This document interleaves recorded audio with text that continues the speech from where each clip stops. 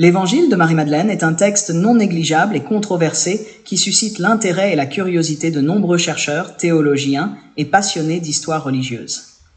Dans cet article, nous examinerons en profondeur cet évangile apocryphe, sa date, son auteur, son contenu, ses points communs et divergences avec les évangiles canoniques et la controverse qui l'entoure. Nous aborderons également les théories concernant le prieuré de Sion et l'éventuelle descendance de Jésus et de Marie-Madeleine, en expliquant pourquoi ces idées ne sont pas vraisemblables. Merci de bien vouloir vous abonner à cette chaîne.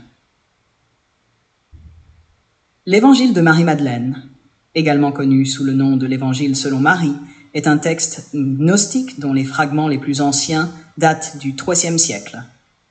Cependant, certains chercheurs estiment que sa composition initiale pourrait remonter au IIe siècle. Ce texte est connu par 3 manuscrits, 2 en copte et 1 en grec, ce dernier étant le plus ancien et remontant probablement à la fin du IIe siècle. L'auteur de l'Évangile de Marie-Madeleine est inconnu. Comme beaucoup de textes apocryphes, il est attribué à une figure célèbre pour lui conférer une certaine autorité. Dans ce cas, il s'agit de Marie-Madeleine, une disciple proche de Jésus. Il est toutefois peu probable qu'elle soit l'auteur réel du texte, qui reflète des idées gnostiques développées après la période de vie de Marie-Madeleine. L'Évangile de Marie-Madeleine se distingue par son caractère fragmentaire. Le texte commence par une description des visions reçues par Marie-Madeleine. Elle partage ses révélations avec les autres disciples après la résurrection de Jésus. Une partie notable du texte présente un conflit entre Marie et les autres apôtres, particulièrement Pierre, qui doute de la légitimité de ses visions. Marie défend la validité de ses expériences spirituelles et de son rôle en tant que disciple de Jésus.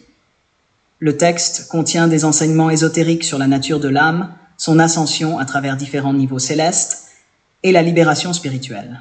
Un point souvent discuté est de savoir si l'Évangile de Marie-Madeleine fait mention d'une relation amoureuse entre Jésus et Marie-Madeleine. En réalité, l'Évangile de Marie-Madeleine ne contient aucune indication explicite d'une relation amoureuse ou conjugale entre Jésus et Marie. Les passages fragmentaires qui subsistent sont centrés sur les révélations spirituelles et le rôle de Marie en tant que disciple. Les spéculations concernant une relation amoureuse proviennent principalement d'interprétations modernes et d'autres textes apocryphes, comme l'Évangile de Philippe, qui suggère une proximité particulière entre eux, mais sans preuve concrète d'une relation romantique. Il existe des points communs et des divergences avec les évangiles canoniques. Parmi les points communs, on retrouve Marie-Madeleine comme un personnage important dans les évangiles canoniques, présente à la crucifixion et témoin de la résurrection. Comme dans les évangiles canoniques, les visions et les révélations jouent un rôle central dans la compréhension de la foi. Parmi les divergences, on note que l'évangile de Marie-Madeleine présente des idées gnostiques, telles que la connaissance, gnosis, comme moyen de salut, qui diffèrent du salut par la foi prêché dans les évangiles canoniques. Le conflit entre Marie et Pierre n'est pas mentionné dans les textes canoniques, qui présentent plutôt une cohésion parmi les disciples après la résurrection. Les enseignements sur la nature de l'âme et son ascension spirituelle sont spécifiques aux écrits gnostiques et ne se trouvent pas dans les évangiles canoniques. Le prieuré de Sion est une organisation supposée secrète, popularisée par le livre L'énigme sacrée, 1982, de Michael Baggent, Richard Lee et Henry Lincoln, et plus tard par le roman Le Da Vinci Code de Dan Brown. Selon ces ouvrages, le prieuré de Sion protégerait le secret d'une descendance de Jésus et de Marie-Madeleine. En tant qu'historien, il est important de noter que le prieuré de Sion est largement considéré comme une mystification moderne.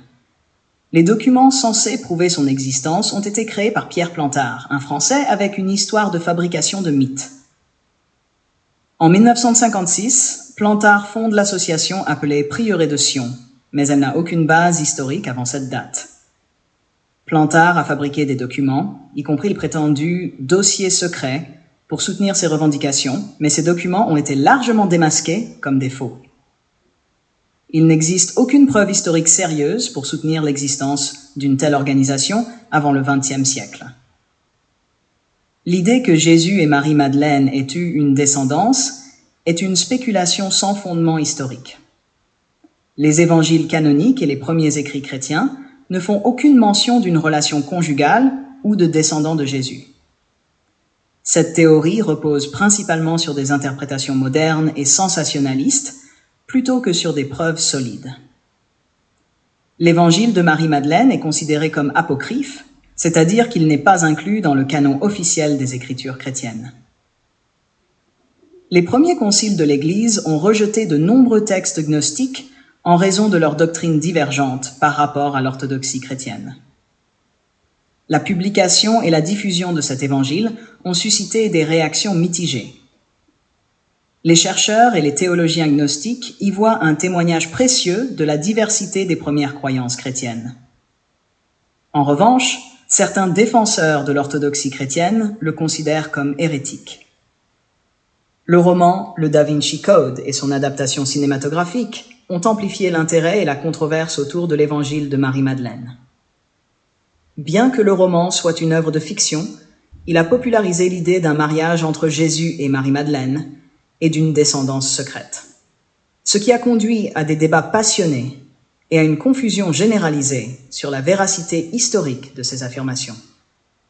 L'évangile de Marie-Madeleine est un texte non négligeable qui offre un aperçu unique des croyances gnostiques et de la figure de Marie-Madeleine dans le christianisme primitif.